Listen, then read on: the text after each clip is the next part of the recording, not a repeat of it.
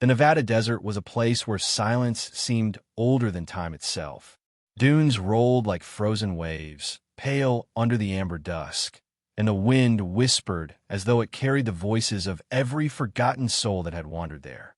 Against that vastness, a mare stood alone, sides heaving, her frame thin as sorrow, belly heavy with the weight of unborn life.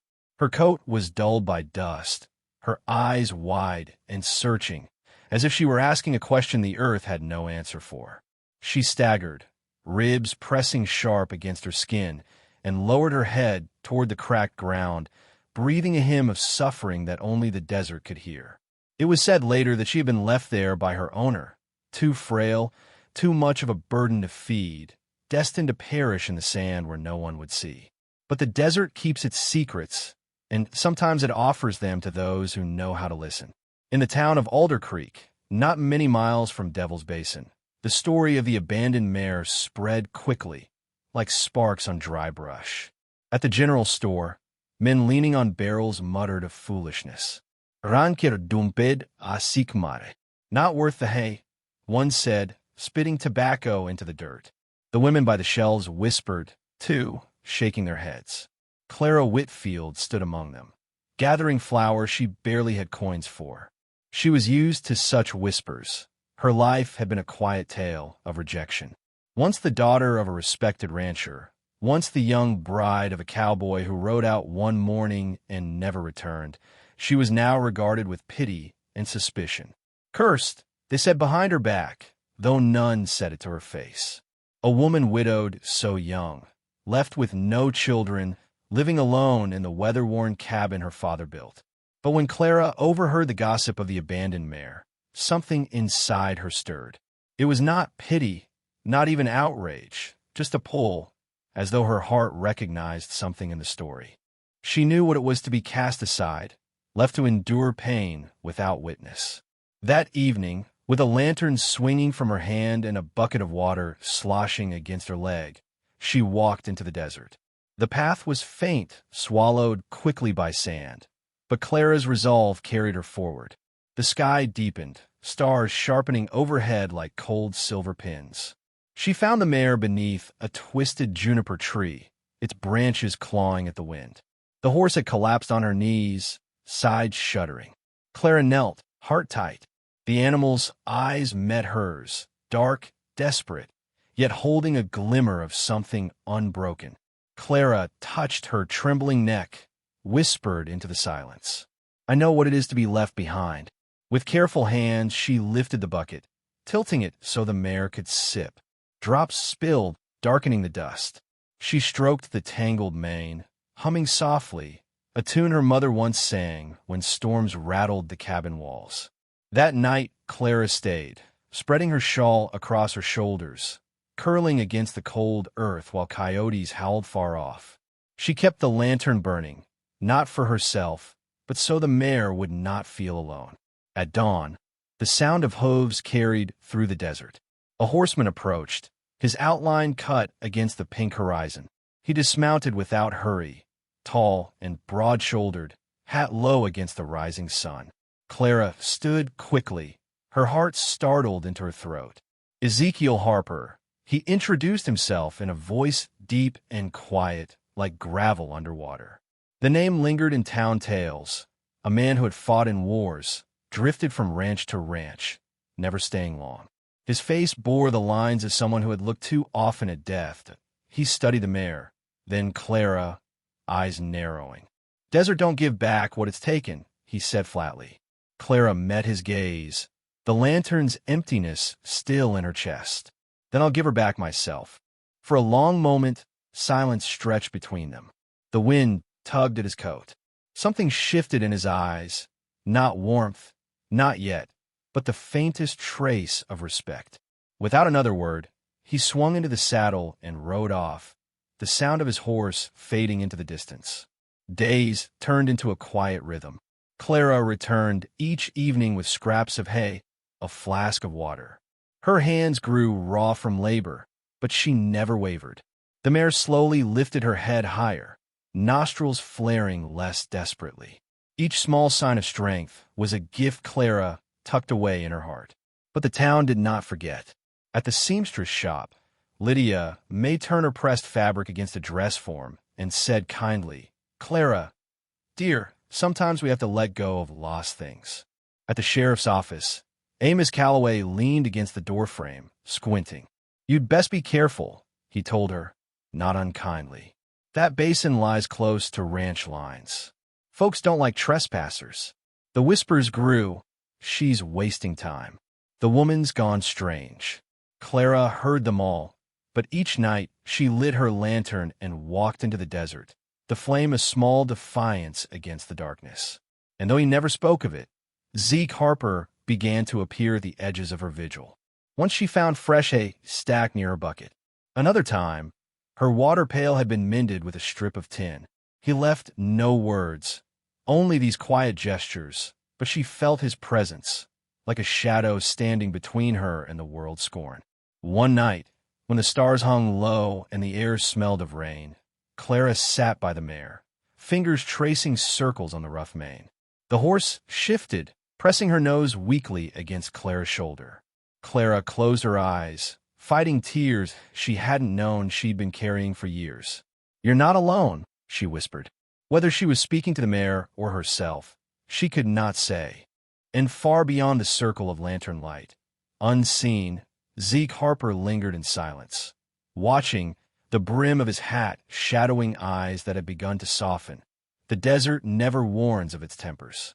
One evening the horizon glowed copper, and by nightfall the sky cracked open. Wind screamed across Devil's Basin, dragging sheets of rain like whips against the earth. Clara clutched her shawl tighter, lantern sputtering. The mare trembled, pressed low against the mud, her swollen belly taut with the weight of unborn life. Clara dropped to her knees, arms thrown around the horse's neck, her own body a fragile shield. "Hold on," she whispered into the storm, though her words vanished into the thunder. Out of the rain came a rider, Ezekiel Harper, soaked through, face grim as stone. Without a word he dismounted, tied his horse to the juniper, and set to work. Together they dragged canvas and broken branches, building a lean-to against the gale. Lightning carved the sky, throwing their shadows against the basin wall. Two figures fighting for something no one else believed was worth saving. When at last the storm quieted into a cold drizzle, Clara looked at Zeke. Their faces were inches apart, mud-streaked, breath visible in the night air. No words passed, only a long, steady gaze, an understanding that needed no language. By dawn, the mare collapsed again, her body straining. Clara's heart clenched as she knelt beside her. "It's time," she murmured. Fear clawed at her chest, but she would not turn away. Zeke crouched opposite, his calloused hands steady though his jaw was tight. The struggle was fierce. Hours passed like centuries. Clara wiped sweat from the mare's neck, whispered prayers she hadn't dared speak in years. Zeke's low voice joined hers, urging gently, "Come on, girl. You can do it." At last, with one final cry into the gray morning, the foal slipped into the world. For a moment, the basin was silent except for the soft whimpering of new life. Clara's breath caught. The foal was unlike anything she had ever seen. Tall for a newborn, with legs already strong enough to twitch against the earth, and a coat that shimmered as the sun broke the storm clouds. Golden dapples scattered across dark velvet skin, glowing as if painted by the very hand of God. Clara pressed a trembling hand to her lips. "He looks touched by heaven." The mare, exhausted but alive, turned and nuzzled her newborn. The foal lifted his head, eyes clear and burning bright, then pushed against the ground with uncanny strength.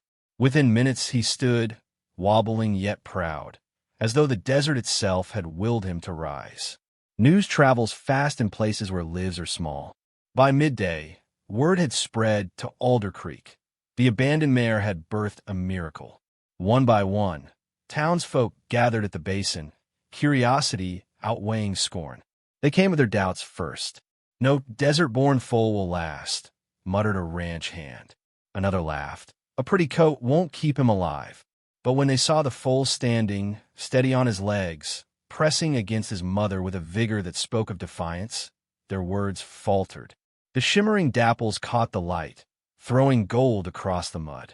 Children gasped. Lydia May's hand rose to her mouth, and even Sheriff Calloway, the most unsentimental of men, removed his hat and whispered, "I'll be damned." Never seen the like. Clara stood beside the mare, exhaustion in her bones, but a new steadiness in her spine. For the first time in years, she did not shrink from their eyes. Zeke hovered near, quiet as always, but his hand brushed hers as if to anchor her. That small touch carried more weight than 100 speeches. Still, some voices resisted. "It's just a horse," one man scoffed. She risked her reputation for nothing. But the foal, as if hearing, reared gently against his wobbly legs, releasing a soft, fierce whinny that rang clear across the basin. A hush fell. In that fragile cry was something greater than survival. It was triumph. From that day forward, the mare and her foal were no longer symbols of waste, but of wonder. Where Clara once endured pity, she now carried dignity. Lydia May sewed a thick blanket for the foal, embroidered with a golden thread she saved for weddings. Doc Boone, who had seen life and death both in plenty, declared the colt a gift the world nearly lost to its own blindness. Clara's cabin, once silent and lonesome, filled with new rhythms. The mare's steady breathing outside the window, the foal's playful nickers, the scrape of Zeke's boots as he lingered longer each evening. He never made grand declarations. Instead, he carried fresh oats, repaired the corral, left a carved wooden figure of a foal on Clara's porch one morning without note. And Clara, who once thought herself cursed, learned to answer silence with trust. One evening, weeks later, Clara and Zeke leaned on the corral fence, watching the colt race against the wind. His coat flashed with every stride, gold dapples dancing like sparks. The mare grazed nearby, her body healing, her spirit lifted. Zeke tilted his hat back, eyes fixed on the foal. World thought he wouldn't make it. Clara smiled, the desert sun warm against her face. World's been wrong before. Their hands brushed again on the rail, and this time neither pulled away. The silence between them was no longer empty. It was full, rich as the desert after rain. The people of Alder Creek continued to talk, as people always do. But their words had changed. They no longer called Clara cursed.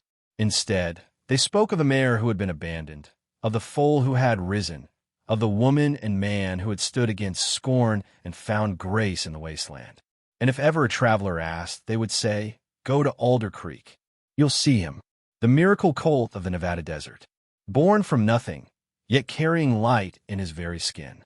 Clara, in the quiet of her heart, knew it was not just the foal who had been reborn. It was herself. It was Zeke. It was a reminder that broken things are not always lost. Sometimes they're simply waiting for someone to believe in them. In the years that followed, the colt grew strong, his presence drawing horsemen and breeders from across the land. Yet to Clara, he remained simply the proof that life could bloom where death had been expected.